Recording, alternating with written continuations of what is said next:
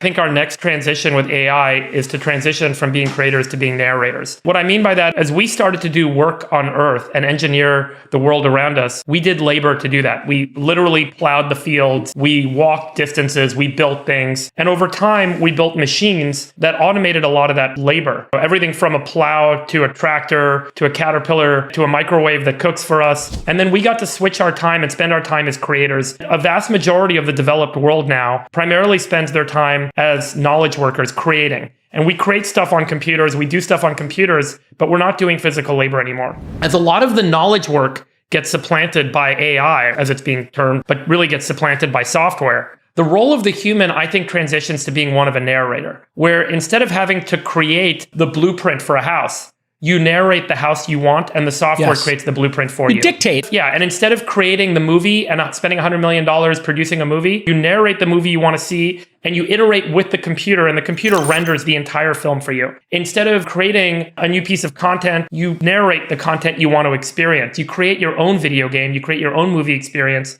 And I think that there's a whole evolution that happens. And if you look, the amount of time that humans are spending on leisure activities per week has climbed extraordinarily over the past couple of decades. We spend more time enjoying ourselves and exploring our creative interests than we ever did in the past in human history because we were burdened by all the labor and all the creative and knowledge work we had to do. And I think that AI allows us to transition into an era that we never really thought possible or realized, where the limits are really our imagination of what we can do with the world around us. And the software resolves to make those things possible.